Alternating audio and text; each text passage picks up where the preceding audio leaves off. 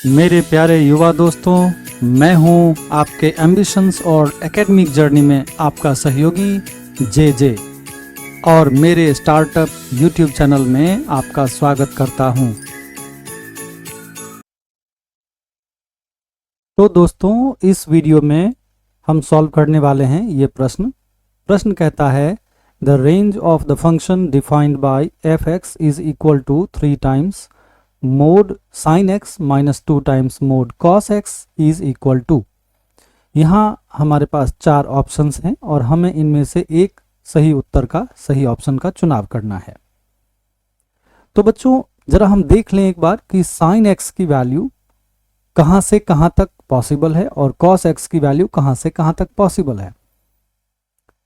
ये मैंने ग्राफ लगा रखा है आप लोगों को समझाने के लिए। जरा इसको ध्यान से देखें।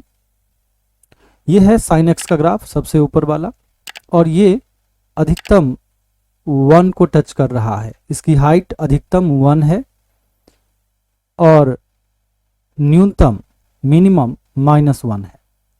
तो इसका मतलब साइन एक्स की जो वैल्यू है बच्चों, वो -1 से +1 तक ही रह सकती है। -1 से नीचे कभी नहीं, +1 के ऊपर कभी नहीं। ठीक है। लेकिन अगर साइन एक्स के साथ हमने मॉड्यूलस का इस्तेमाल कर लिया तो मॉड्यूलस के बारे में शायद आपको पता हो कि मॉड्यूलस हमें कभी भी नेगेटिव आउटपुट नहीं देता। जब तक ये साइन एक्स था, ऊपर में आपने देखा ये 0 से नीचे -1 तक आया, ये सभी नेगेटिव आउटपुट थे इसके।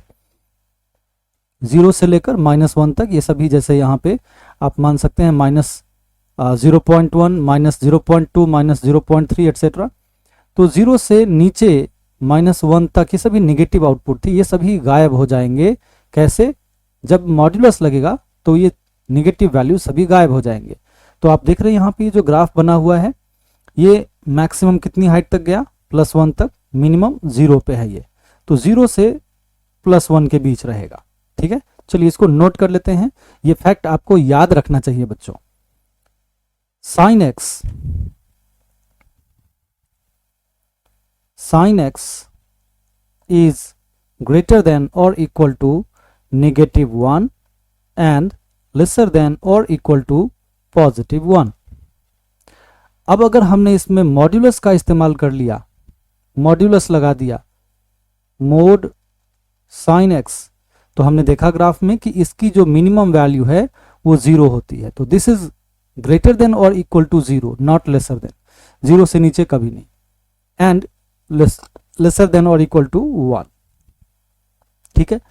ठीक इसी तरह से अब कॉस एक्स को देख लें। यहाँ पे ये कॉस एक्स का ग्राफ है। ऊपर अधिकतम हाइट इसकी +1 के पास है और न्यूनतम -1 के पास। आप देख सकते हैं -1 तक ही आया है ये नीचे।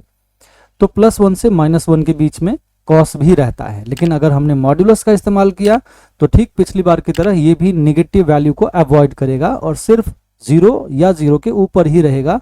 तो कहां से कहां तक हुआ ये 0 से लेकर 1 तक। तो इसको भी नोट कर लेते हैं यहाँ पे हम। तो हमने देखा यहाँ पर कि जो हमारा फंक्शन है cos x, ये this is greater than equal to -1, lesser than equal to +1।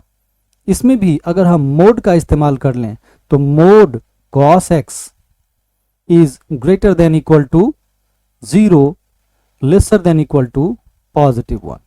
ठीक है।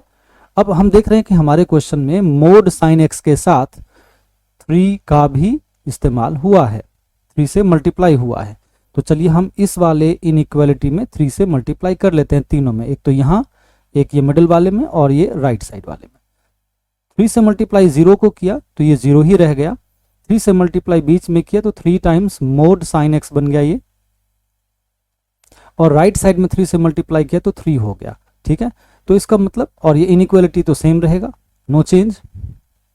तो इसका मतलब बच्चों कि ये 3 टाइम्स मोड एक्स जो है हमारा फर्स्ट टर्म, हमारे फंक्शन का फर्स्ट टर्म, उसकी मिनिमम वैल्यू 0 है और मैक्सिमम वैल्यू 3 है। ठीक है।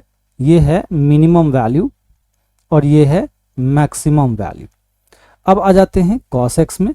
cos x में देखते हैं हम मोड cos x के साथ नंबर 2 मल्टीप्लाई हुआ है तो हम इसमें 2 से मल्टीप्लाई कर लेंगे, लेफ्ट में, मिडल में और राइट में, तीनों में। 2 से मल्टीप्लाई करेंगे 0 तो ये 0 ही रहेगा। 2 से मल्टीप्लाई मिडल में करेंगे तो ये हो जाएगा 2 टाइम्स मोड cos x, और 2 से मल्टीप्लाई राइट साइड में करेंगे 2 1 जा 2। इनइक्वालिटी का साइन में अभी कोई फर्क नहीं पड़ेगा, सेम टू सेम। तो यहां भी हम देखते हैं कि 2 टाइम्स मोड cos x की जो मिनिमम वैल्यू है वो है 0 और मैक्सिमम वैल्यू है 2। ठीक है, तो अब ये तो अलग अलग हमने फर्स्ट टर्म और सेकेंड टर्म को समझा। अब हम ये समझते हैं कि जो बीच में माइनस लग गया इन दोनों के, तो अब इस पूरे फंक्शन की जो मिनिमम और मैक्सिमम है वो हम कैसे कैलकुलेट करेंगे। तो यहां एक छोटी सी टेक्निक मैं आपको बताने वाला हूं, और वो टेक्निक ये है बच्चों कि अगर आपको a माइनस बी की मैक्सिमम वैल्यू चाहिए तो आपको क्या रखना पड़ेगा। अगर आप a माइनस बी को मैक्सिमम रखना चाहते हैं तो आपको a को रखना पड़ेगा मैक्सिमम फर्स्ट टर्म को, और b को रखना पड़ेगा मिनिमम। ठीक है, माइनस से पहले वाला मैक्सिमम होना चाहिए और माइनस के बाद वाले को मिनिमम रखेंगे, तो जो माइनस करके आएगा आपको वो मैक्सिमम वैल्यू मिलेगा। ठीक है, तो अगर हमें हमारा जो फंक्शन है वो भी a माइनस बी के जैसा दिखता है, इस फर्स्ट टर्म को आप a मान लो और सेकेंड टर्म को b, तो ये हमारा क्वेश्चन कैसा दिखता है, a माइनस बी के जैसा। इसकी मैक्सिमम वैल्यू के लिए आपको a को मैक्सिमम रखना होगा और b को मिनिमम रखना होगा। ठीक है, तो आइए इसको कैलकुलेट करते हैं। fx मैक्सिमम कैलकुलेट करने के लिए फर्स्ट टर्म जो है हमारा 3 टाइम्स मोड साइन x, इसकी मैक्सिमम वैल्यू उठाएंगे 3। ठीक है, बीच में माइनस का साइन डाला, और सेकेंड टर्म की minimum value 2 times cos x की मिनिमम वैल्यू 0 है बच्चों, तो 3 माइनस 0 आया 3। इसका मतलब हमारे इस फंक्शन की मैक्सिमम वैल्यू है 3। अब हम इस फंक्शन की मिनिमम वैल्यू देखते हैं। तो ठीक पिछली बार की तरह अब अगर आप चाहते हैं कि a माइनस बी मिनिमम हो, मिनिमम कैसे हो सकता है, इसके लिए आपको जो फर्स्ट टर्म है आपका a, इसको रखना पड़ेगा आपको मिनिमम, और सेकेंड टर्म b को रखना पड़ेगा मैक्सिमम। ठीक है, first term minimum, second term maximum अगर हो जाए तो सब्ट्रैक्ट करने पर आपको जो वैल्यू मिलेगी बच्चों वो मिनिमम रहेगी। आप ये चेक कर सकते हैं अलग अलग वैल्यूज लेकर एग्जाम्पल के जरिए। तो चलिए हम इसकी मिनिमम वैल्यू कैलकुलेट करने के लिए फर्स्ट टर्म की मिनिमम वैल्यू लेते हैं। 3 टाइम्स मोड साइन x यहाँ पे है, इसकी मिनिमम वैल्यू देखिए, मिनिमम वैल्यू है 0, तो हम मिनिमम वैल्यू 0 ले लेते हैं। बीच में माइनस का साइन है, और सेकेंड टर्म जो है हमारा 2 टाइम्स मोड cos x, इसकी मैक्सिमम वैल्यू 2 ले लेते हैं, तो 0 माइनस 2 करके -2 आया। इस तरीके से हमें यह पता चला कि हमारा ये जो फंक्शन है उसकी मिनिमम वैल्यू है -2, मैक्सिमम वैल्यू है 3। अब अगर हमने एक वर्टिकल लाइन यहां बनाया, वर्टिकल लाइन से मतलब y एक्सिस, तो y एक्सिस क्यों, क्योंकि बात हो रही है रेंज की। रेंज हमेशा y एक्सिस पर ही देखी जाती है, हॉरिजॉन्टल पर कभी नहीं, x पर कभी नहीं। तो चलिए इसमें हम यहां दिखा देते हैं मैक्सिमम वैल्यू 3 और मिनिमम वैल्यू -2। तो हमें यह पता चला कि -2 से लेकर +3 तक हमारे फंक्शन की वैल्यू हो सकती है, जिसमें -2 भी इंक्लूडेड है और +3 भी इंक्लूडेड है, दोनों इंक्लूडेड हैं। मतलब -2 के इक्वल हो सकता है या -2 के ऊपर जा सकता है।